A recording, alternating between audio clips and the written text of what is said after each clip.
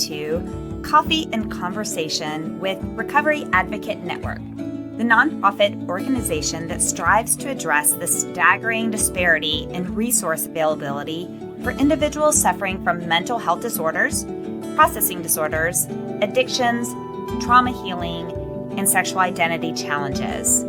Together, we strive to end the stigma associated with these challenges so that true healing can begin.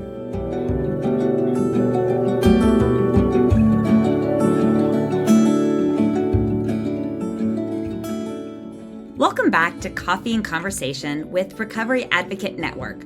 I am your host, Ange, and I am grateful for your support of our mission and welcome you to join us in building a world where individuals with mental health challenges receive comprehensive and effective treatment without worrying about financial burdens to themselves or their families or the stigma often associated with it.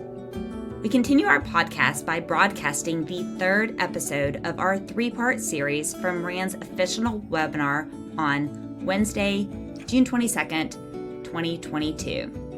The event's goal was to raise awareness of the need for changes in the availability of financial assistance for those suffering from mental health disorders. The series was broken into three parts.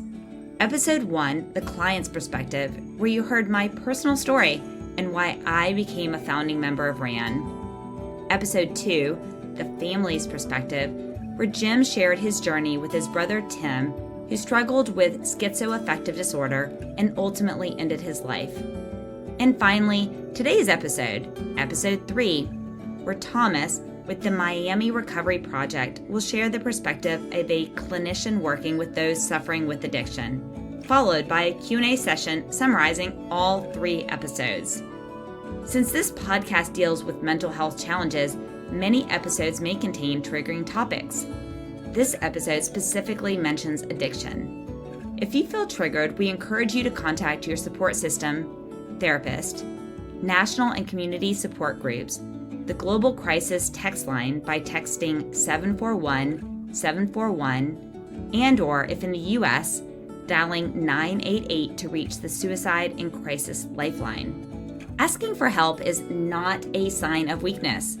In fact, while I was starting my healing journey after escaping my kidnapping, I turned to alcohol, like many in my family, to deal with the pain I couldn't seem to escape. I am grateful for the opportunity to spend time at Blue Ridge Mountain Recovery Center, where I worked with those dedicated to helping individuals suffering remove the bonds of addiction so that they may live a full life. If you are struggling with addiction, we encourage you to ask for help today. SAMHSA, the Substance Abuse and Mental Health Services Administration, is a free, confidential, 24/7, 365-day-a-year treatment referral and information service for individuals and families facing mental and/or substance use disorders. You can reach them by calling 1-800-662-HELP.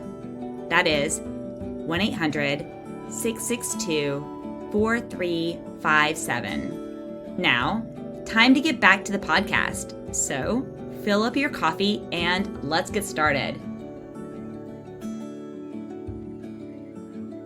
What percentage of people were diagnosed with a substance abuse disorder in the past year? Give it some thought while we watch this next video. My family are from Africa, and if anyone knows anything about African families, you will know that we don't really talk about mental health. Everybody is fine, and you have a facade which you portray every single day.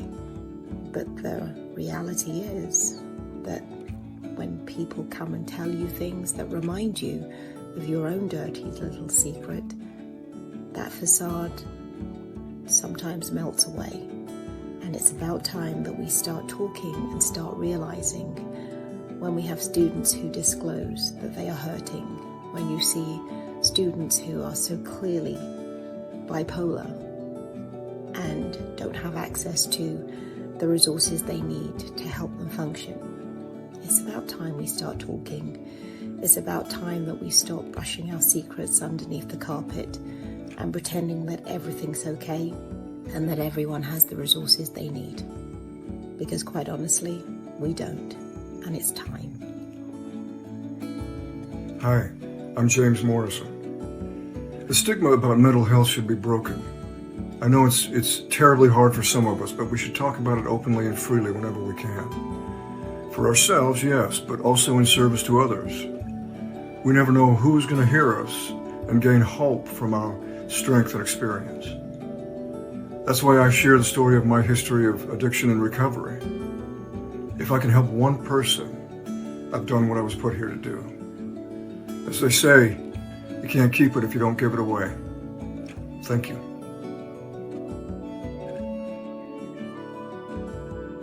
So, what percentage of people were diagnosed with a substance abuse disorder in the past year? 15%. And if you wanted to think about how many people, according to a United States national survey, approximately 14.5% of individuals aged 12 or over had a diagnosable SUD in the past year, including approximately 10.2% with an alcohol use disorder, 6.6% with an illicit drug use disorder. Final speaker for this morning is Thomas with the Miami Recovery Project. Excited about Thomas as well. To welcome him. Hello, thank you for having me. My name is Thomas Guerra, and I am a person in recovery from a substance use disorder and mental health illness. I'm also a clinician. I went to FIU and obtained my bachelor's degree and my master's degree in mental health counseling. As a result of being in recovery, I was able to go back and get my education. And honestly, I wanted to give back because I am in recovery and I know what it's like to feel hopeless and what it's like to help other people and make a difference in people's lives. And doing so, I chose to go the mental health counseling route, and I was able to graduate with my master's and start working in the field. My favorite part was working with individuals, coming in and seeing them get that spark of hope, seeing a change to start happening, and really, making a difference in their lives, and using my own experience to help with that. But along the way, I did find out that there was more to it than just working one-on-one with individuals and sitting in group with individuals. I know there's so many people that we've had come through the treatment centers, and I worked at a couple different ones through my internship and through beginning my career. You talked about 28 days being in treatment. That's usually when we're barely getting started with an individual. When somebody starts to open up, when somebody starts feeling comfortable in the group. Sometimes it takes longer than that, and the hardest part is when somebody is starting to open up and starting to see the difference, and then we find out that the insurance is not going to cover any more days, or that they're not financially able to continue in the treatment. It took so much from them to, first of all, ask for help, but second of all, to be able to get to a point of opening up in the treatment setting it was one of the hardest parts. And then we have to make a referral, and then you don't know if that person is going to take that referral and start all over from the beginning, to build that rapport with the clinician, to build that connection with the people in the next treatment center or group. And even if they have the capability to finance another treatment center, or they have insurance that will continue in a different treatment center, that was really the hardest part. And it's happened so many times, and every insurance company is different. Some of them we have to call, and it wasn't me calling, but our administrative side would have to call on a regular basis just to get another day, to get another week, to get another, and have to give so much, fight hard to keep them in treatment, and it shouldn't be that way. And for other illnesses, physical illnesses, it's not that hard. And not only that, there's a long follow-ups afterward. Once completing treatment, there's a follow-up 3 months, 6 months, 8 months. When it comes to mental health and substance use disorders, that's usually not the case. when somebody's able to complete treatment, usually there's no follow-up, and that's even more of a problem as well, because we know that the longer somebody stays engaged within the continuum of care, they have a higher success of staying in recovery, getting out of treatment, and then going into the environment that was the stressor of causing that mental health or causing that substance use disorder. So we want people to stay engaged, but they don't have the ability to continue, maybe going to aftercare, maybe going to a sober living facility. After exhausting all their finances, it's hard to continue. And I speak on this as well as being a person in recovery and being able to go to treatment. I went a couple different times. When I was younger, I was covered under my parents' insurance, and I had the ability to stay the first time I was in treatment. But as I got older, it became more difficult and more difficult. And then having the very difficult decision of like, all right, I'm doing good. I have 30 days in treatment, but I have to decide if we're gonna get another month of treatment. Do we have the money to do that? Insurance is up. How do we proceed? And luckily, my family had the resources to do that, but it took a big toll on our finances. And that happens on the regular, where families have to make a decision. Are we going to put this life savings? Are we going to put this money into our family member? And if we don't, what's going to happen? And there's so much fear going on at that point to help that person, and people will put their house up for sale. People will sell whatever they have to sell to get their family member into treatment another month. Sad when you're put with that decision to make, and if you don't do it, the guilt that you'll feel if that person doesn't get the help. So along the way, I kind of drifted away from the my treatment career, and I started a nonprofit called the Miami Recovery Project. Part of starting that was because of the issues with finances and treatment, and not wanting to have to turn anybody away because of that. And so Miami Recovery Project, although we are not a treatment or clinical organization, we do provide peer support services and referral services. So we don't charge anybody anything for the services we provide. We don't go through insurance, but what we do have is everybody that works at our organization is a person in recovery from mental health and substance use, and we have that lived experience that can help people navigate any part of their recovery, whether they're at the beginning or they have a few months under their belt or have a few years. We can help them figure out what their next plan is going to be. We do work a lot with treatment centers and detoxes and housing, and it's just it is also a little bit of a shuffle or a dance to figure out what place is going to take what person. Most of the providers we work with are also nonprofit, and so there's a lot of wait lists, which is also a different problem, profit versus nonprofit. But the goal is to meet people where they're at, to help those people, and to not give up on anybody. Try to get them into the treatment center that they can get into. Unfortunately, we can't pick and choose the ones that are going to have the best facilities. But the goal is to get somebody into the treatment center, and you can really find recovery at any treatment center if that person has that willingness. And the biggest problem is when I saw that person that had willingness and the fight and the wanting to cover, and then the insurance and the treatment center doesn't cover, or they don't have the money. So we try to connect those people, get them the services that they need. We know that most people that need treatment are not going to get that treatment. I believe the numbers are about 9 out of 10 people that need treatment will not get treatment. And it's a big issue is the insurance, the finances, but there's also the stigma attached to mental health and substance use that is also a barrier. So I commend the REN, because you're providing scholarships and helping advocate for this issue, that it is a very huge issue, and it's going to be a state issue. It's going to be a national issue, and we got to speak up. The louder our voices are, the more they'll hear us, and we can make some changes on a national level. I appreciate you having me here to share. Open to taking questions as well. Thank you. Thank you, Thomas. We appreciate you being here, appreciate your comments. We do have a few questions, a little bit of Q&A we would like to run through. I will just go through the list in order. So the first question that came through is actually for Jim. The question says, given what your family learned through your experience, what advice would you give to family members or loved ones of those suffering from mental illness, and or do you have any advice on how to best manage understanding your insurance and finding treatment for your loved ones?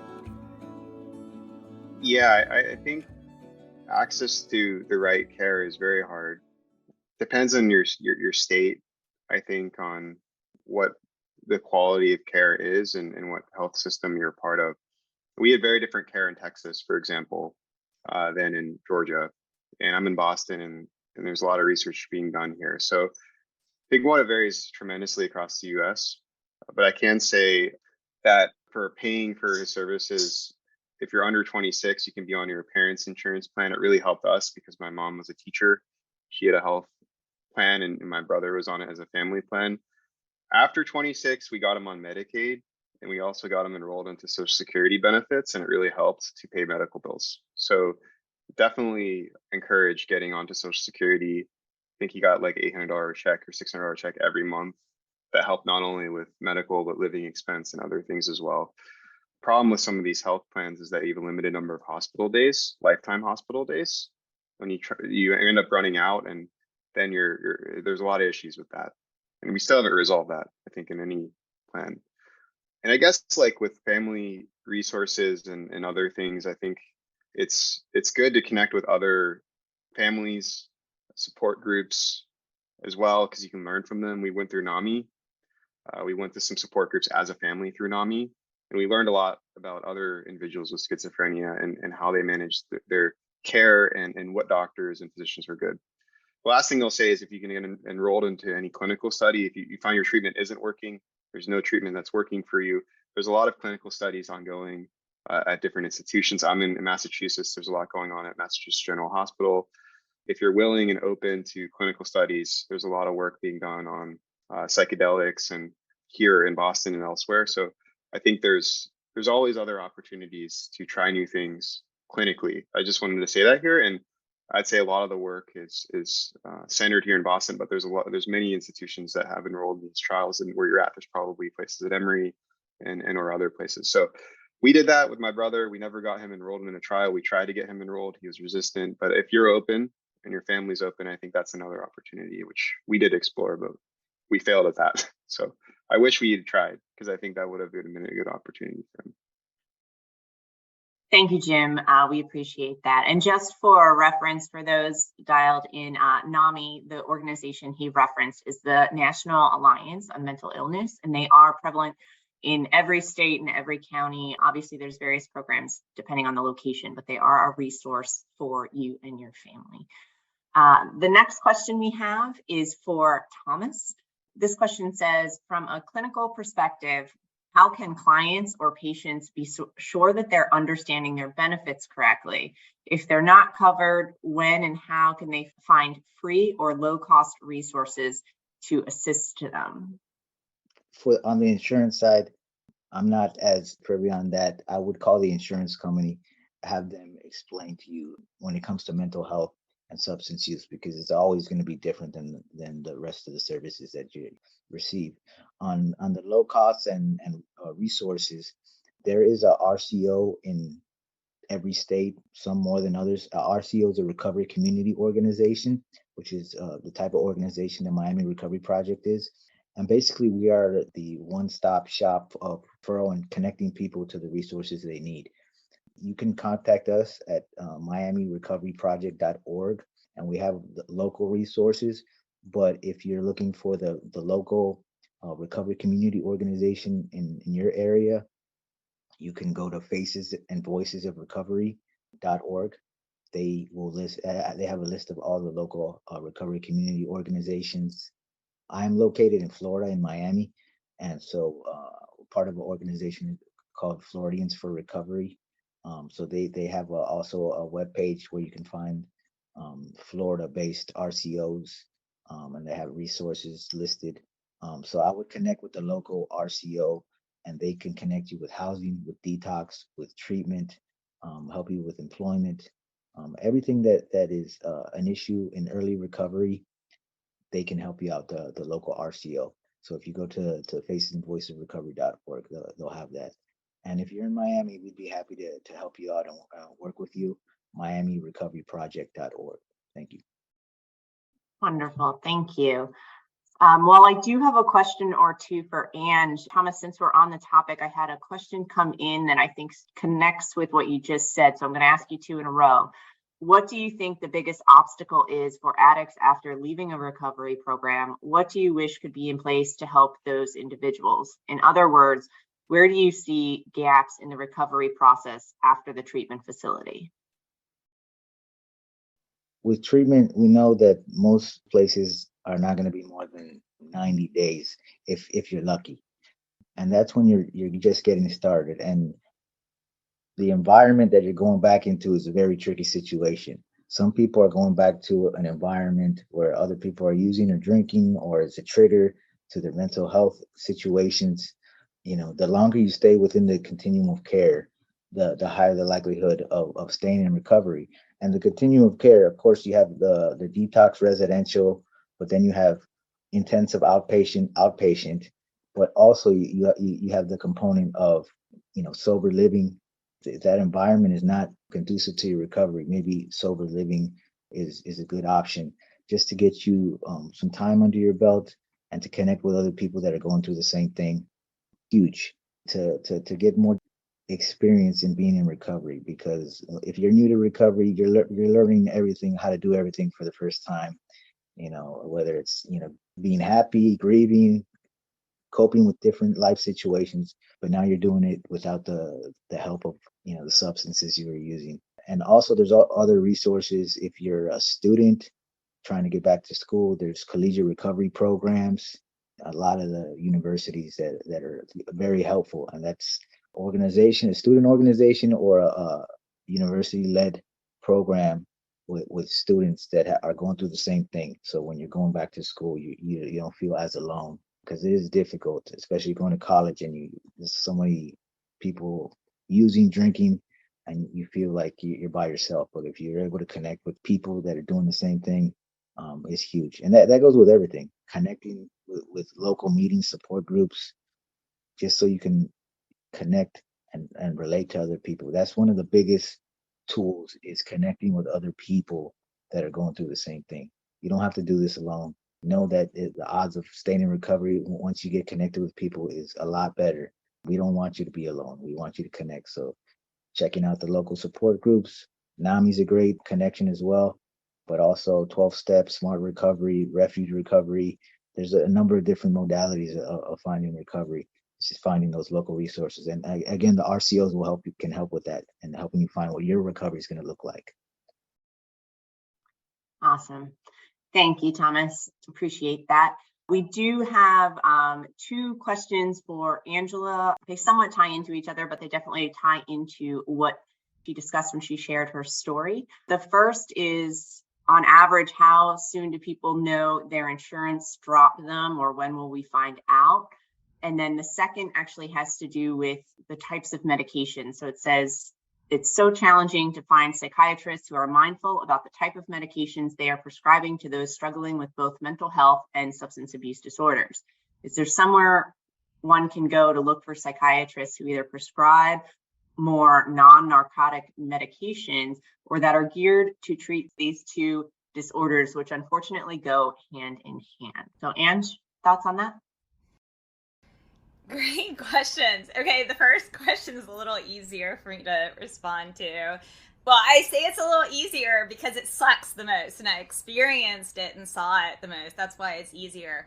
So the way most insurance works is they will allot you a certain number of days, and then at the end of that period, they will go under review and decide if they're going to allot more days. So in my personal example, it was every 10 days. And so on day 10, I was notified my insurance had dropped me, which meant that day I suddenly realized I was no longer covered and I had to book an airline flight from Arizona back to Georgia to fly back home the very next day. I didn't have resources to be able to prescribe the new medication that was what they had time to even try. So I was desperately trying to find a psychiatrist who was able to handle that.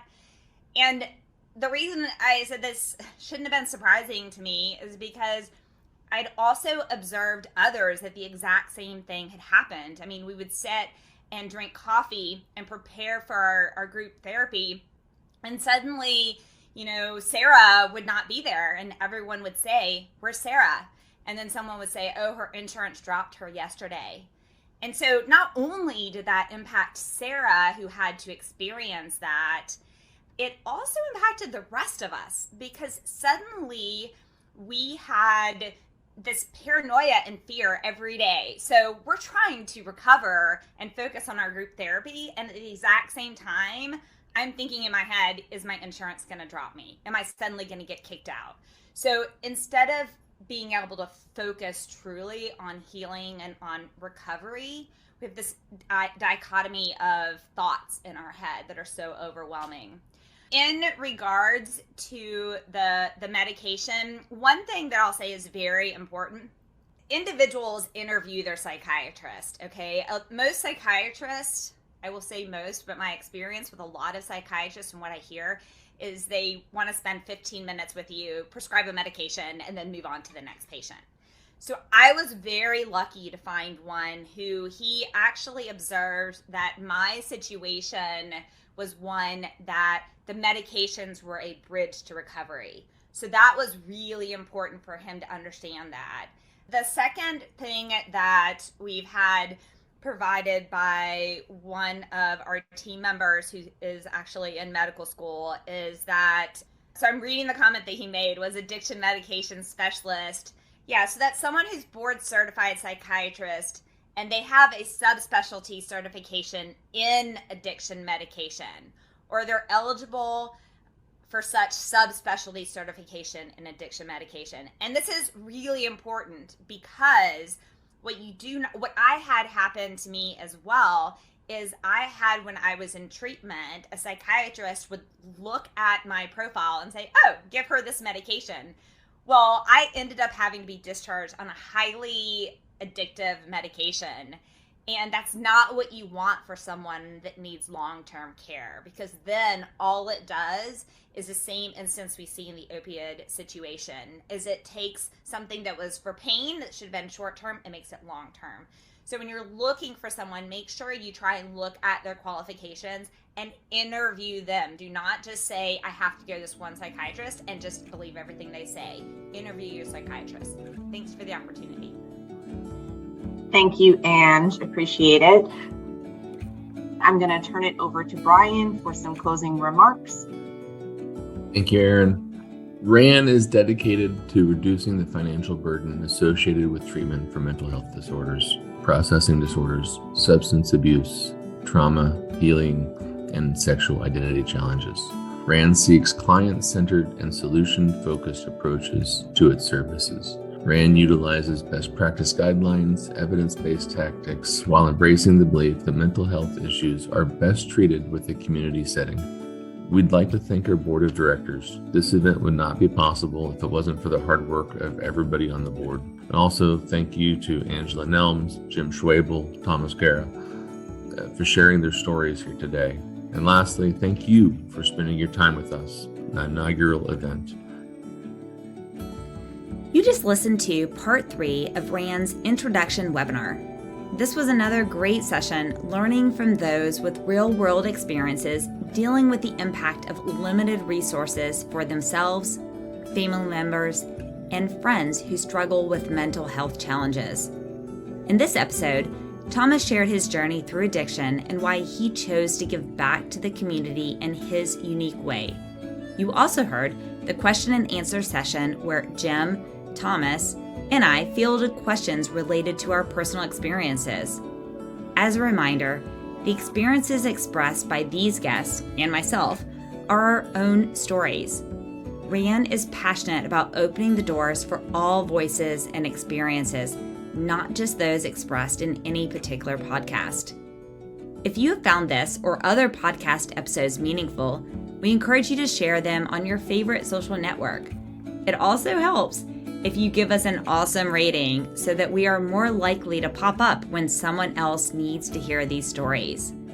If you would like to share your experiences or expertise, we encourage you to be a future guest by emailing us at podcast@recoveryadvocatenetwork.org or submit a blog post by emailing blog@recoveryadvocatenetwork.org. Thanks for enjoying your coffee with us as we continue sharing these meaningful conversations together. In case you're wondering, every individual working with RAN does so on a 100% volunteer basis. All funds raised go to the mission. So, don't forget to love, not like, our podcast and subscribe. We have quite a few amazing guests booked for future episodes. Trust me, you won't want to miss them, so subscribe today. We hope you will also connect with us at www.recoveryadvocatenetwork.org, where you can donate to the mission, read blog posts, and stay in the loop about upcoming events, including fundraising auctions. Follow us on Facebook and Instagram at Recovery Advocate Network and on Twitter at RAN to Wellness. If you wish to provide feedback, please feel free to leave comments on the episode or email us. Now, back to your coffee.